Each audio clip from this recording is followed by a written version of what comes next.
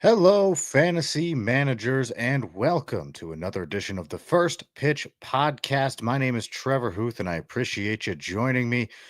Well, the baseball games just ended for today. It was a wild and crazy one. I think none crazier than the Cubs and Diamondbacks game, where there were a total of 16 runs scored in the eighth inning, 10 by the Diamondbacks, 6 by the Cubs. The Cubs wind up winning 13-11.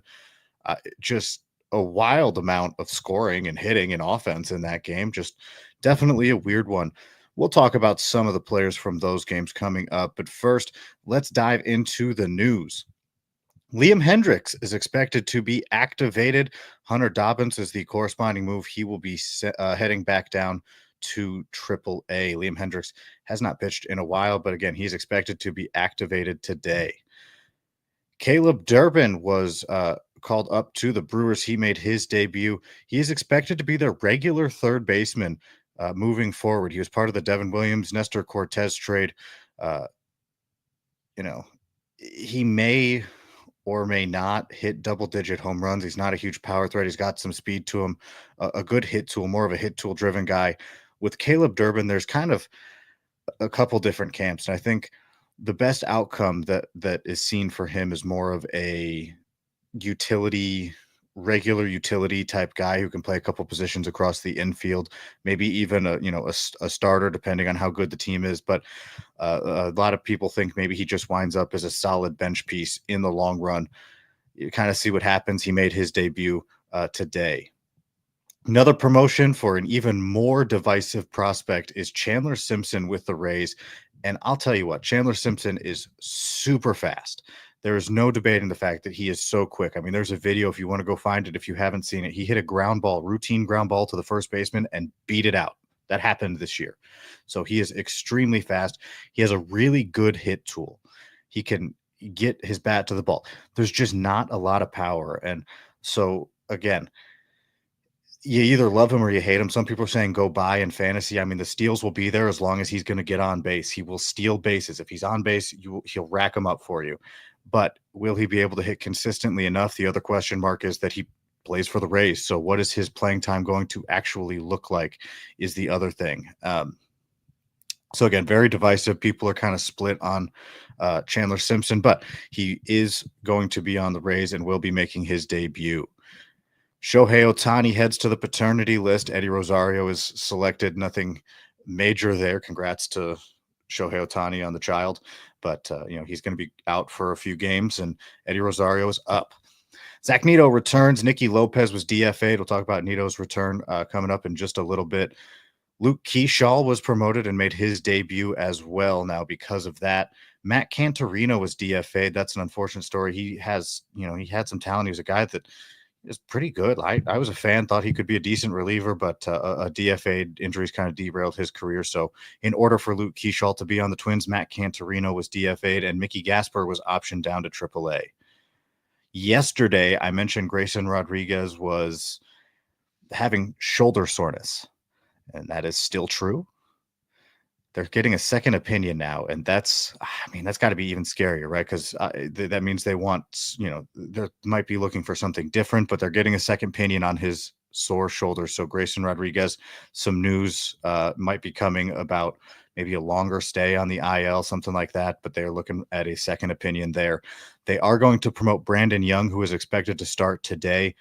He had a 2.76 ERA in AAA this year with a 9.37 K per nine and a walk per nine just over 1 in 16 innings. So there's our news for the day. Let's jump into some hitting highlights. Caleb Durbin, as I mentioned, made his debut. He went 2 for 4 with a couple of singles. Again, see if he hits enough. He's going to have to hit pretty consistently. Moving on, I just want to know, who is this Gavin Sheets that we're seeing? This is not the Gavin Sheets we've become accustomed to. I know that. He went 2 for 4 with a double today. On the year, he's just shy of 50 at bats, 49 of them, and he has a pair of bombs with a 327 batting average. And this is not the guy that we saw on the White Sox. He is doing something really, really good, really, really fun right now. Cam Smith with the Astros had a 2-home run day. Cam Smith starting to heat up a little bit. He's hitting 224 now after a really slow start, which is to be expected. I mean, he didn't really have a whole lot of time in the minor leagues as a prospect. He has 6 hits in his last 7 games, and half of them, 3 of them to be exact, are home runs, including the 2 that he had in the game yesterday. So Cam Smith seems like he's starting to heat up. So is Yanier Diaz. 7 of his 9 hits on the season have come over the last week or so. So it seems like hopefully some of this stuff is starting to even out. I know Diaz got off to a really, really slow start, which is less than ideal for those who paid a good price to draft him. Tommy Edman, the generational power hitter that we apparently have, has 7 home runs on the year now. He's hitting 288. Again, his season high for home runs is 12, and it seems like he's going to crush that this year, like just absolutely demolish it. Already up to 7 home runs. I don't know. That's crazy. I guess it's fun while we have it, right? Just pay attention to Tommy Edman. It's if you drafted him and you got him, that's pretty good for you. Couple of prospects who made their debut have gotten their first hits. Luke Keyshaw in his debut, 2 for 4 with a double and a stolen base. And I'll tell you what, I could not be higher on Luke Keyshaw. He's got the potential to put together really, really good seasons, get you some power, get you some steals, and do just a little bit of everything, it seems like. So Keyshaw is definitely somebody to watch out for. Double and a stolen base in his debut.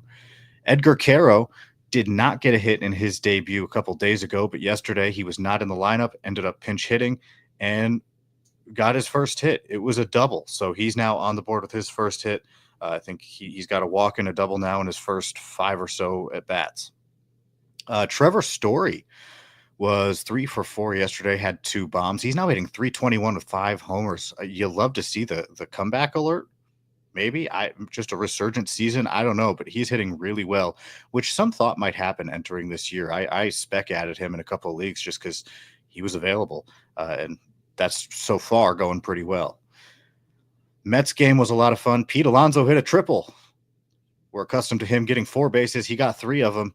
Don't see a lot of Pete Alonso triples.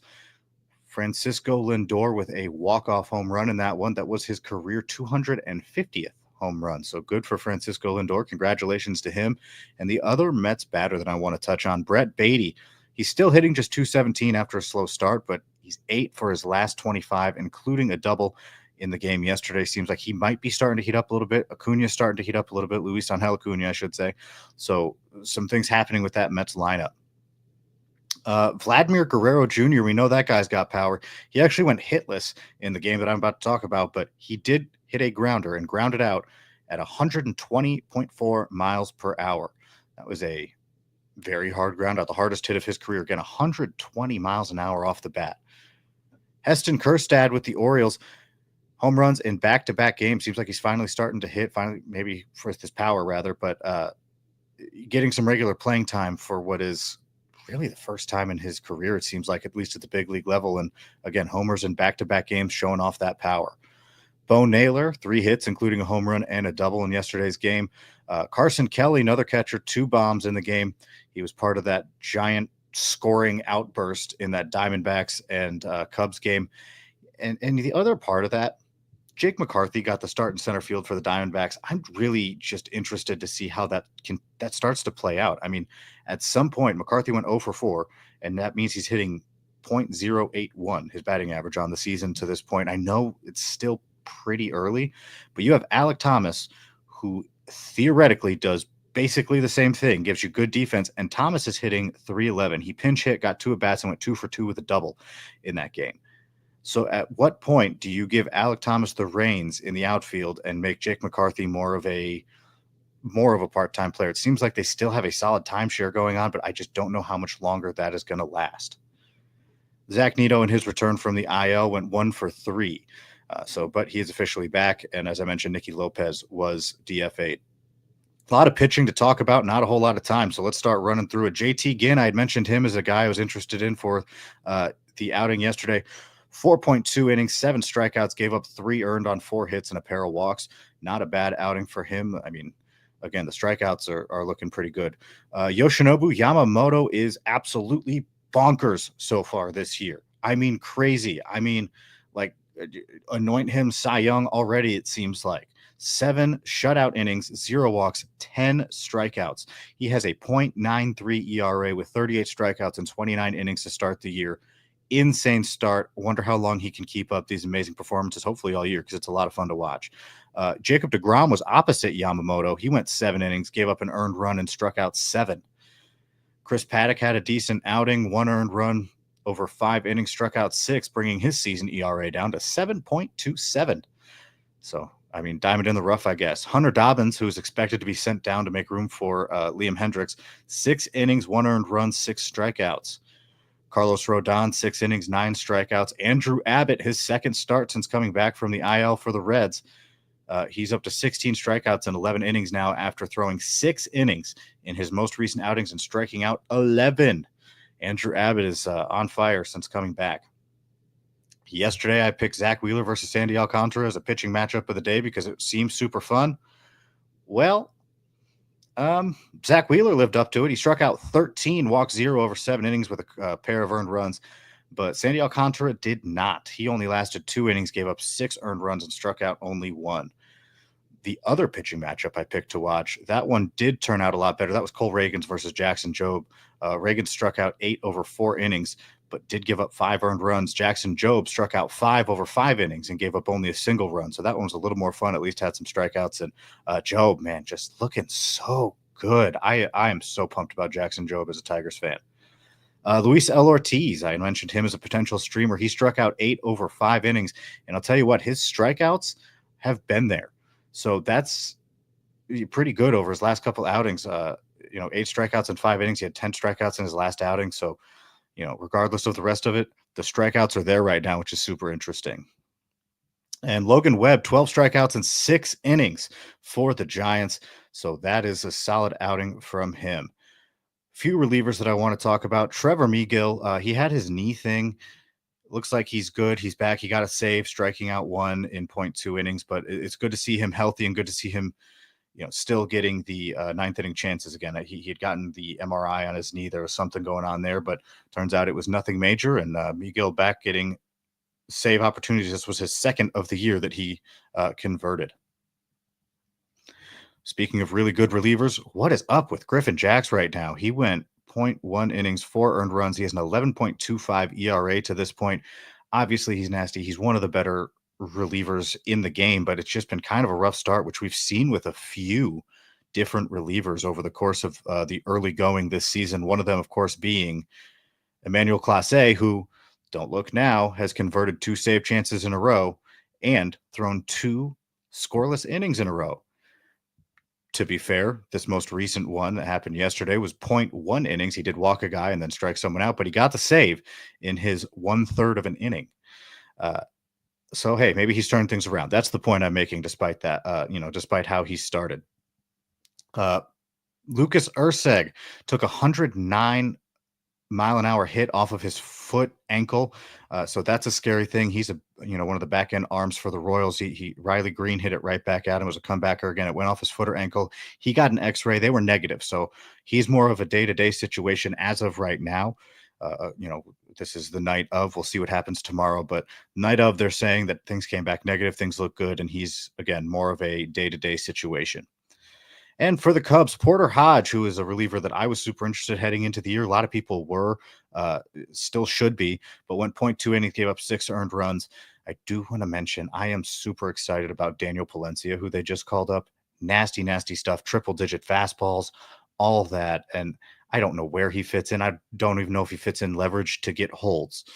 But, man, if he can have the command, that's what you're looking for with Daniel Palencia. If he has the command, he could be a legit back-end arm for them. He has such nasty stuff. It's just, the walks have been kind of crazy or, bad pitch locations, but he's back up with them. I'm assuming he didn't pitch in, he wasn't one of the many pitchers that threw in that 13-11 barn burner. So I'm assuming we'll see Daniel Palencia very soon, which is maybe, he can be on display again and hopefully have a good outing. Those were the performances from yesterday's games. We're going to look ahead to today. I got a few pitchers that I want to mention, but right now we're going to take a quick time out. I appreciate you joining me here on the First Pitch Podcast, part of Pitcher List. And welcome back to the First Pitch Podcast on Pitcher List. My name is Trevor Huth. We've talked about news. We've talked about performances. What about pitching targets coming up for today? Well, it should be a pretty fun day of pitching. I mean, it's a star-studded day for pitching, to say the least. One matchup that I am watching And I guess technically maybe it's the matchup of the day. No, I think I'll throw another one out there for matchup of the day. This is close though. Zach Gallen versus Ben Brown. I'm interested to see how the pitching is used after just so many were used yesterday.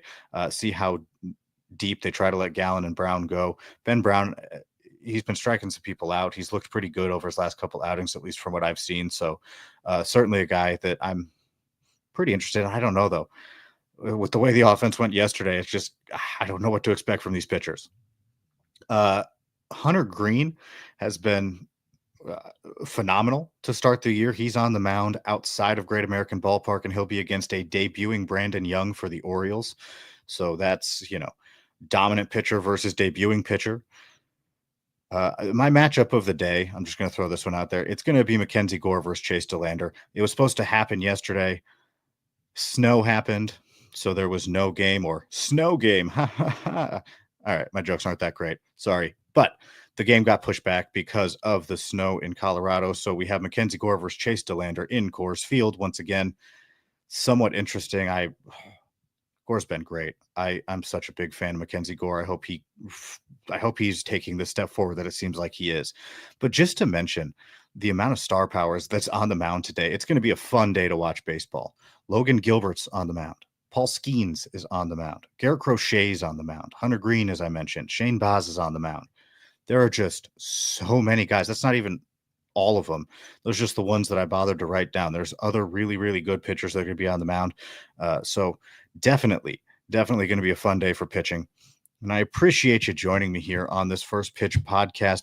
Once again, my name is Trevor Huth. And, if you are not part of PL Pro, please consider joining the Discord's fantastic.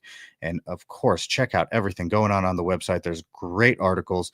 There's constantly updated lists like the reliever list, the pitcher list, the hitter list. All of that is on pitcherlist.com.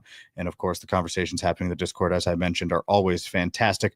For now, I will see you tomorrow. Thank you for joining me. This has been the First Pitch podcast, part of Pitcher List.